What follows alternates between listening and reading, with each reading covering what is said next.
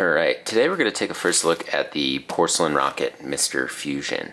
And this is Porcelain Rocket's second version of this saddlebag. It came out roughly a year ago, maybe a little bit longer. But if you haven't seen a holster-like saddlebag, this is kind of what it is. It's a two-part system. You have the dry bag and the holster harness. The holster connects to the saddle rails and the seat post. And then the dry bag is separate, and you can stuff your dry bag and all your gear inside that dry bag off the bike and then shove it in when you're done. Before we take a look at the V2 version of the Mr. Fusion, I wanted to look at the original. And when I got this thing, I was actually pretty excited on it. This was the dry bag, which has definitely changed. It was a Cuban dry bag, not completely waterproof, obviously. It's got some seals and seams here, but it was it did fairly well in rain. Obviously, when I put it under the sink and the running water dripped on it, you would get penetration with water. But otherwise, you know, a light rain or maybe a moderate rain, it wouldn't really penetrate that much. So the new bag we'll talk about in a little bit. The other thing that has changed is the dry bag now does not connect to the seat post like it did in this original one here. The mini rack is the same along with the CNC'd seat post clamp. The mini rack is developed by Hunter Cycles out of Santa Cruz, California, and it is chromoly steel. And the CNC'd seat post clamp pretty much remains the same, but it's got a little bit of an upgrade. I would say the fit is just a little bit better. You don't have to really push the clamp on the seat post, which I ended up actually scratching mine. And that's probably another reason why he doesn't recommend using these with carbon seat posts.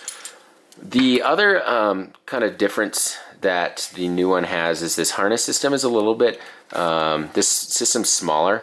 When you put the bag in, it's not a flush fit all the time. It's just you have to kind of tug it in and then put it around. Alright, and now let's take a look at the V2, and let's start with the harness system.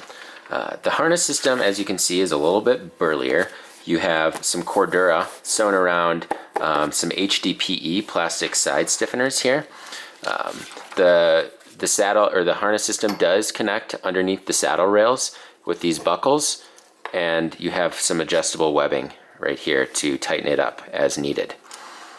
The holster system is now connected via 2 points. You have the CNC'd seat post clamp, but now you have this Velcro strap that used to be actually connected to the external bag on the original version. The Hunter Cycles mini rack is the same, and the rear compression strap is also the same with the same buckles. The harness or the holster system requires 6 inches from the seat post or from the seat to the down to the seat post, and this ensures that your saddle or your dry bag has enough room to fit. Porcelain Rocket also recommends 8 inches from the bottom of the seat or the saddle system to the wheel. Alright, and then this is the dry bag. The dry bag is a proprietary RF welded system that is made in the United States. It comes with this buckled closure end, like many dry bags you see on the market. But this one is tapered at the front to fit the harness system itself.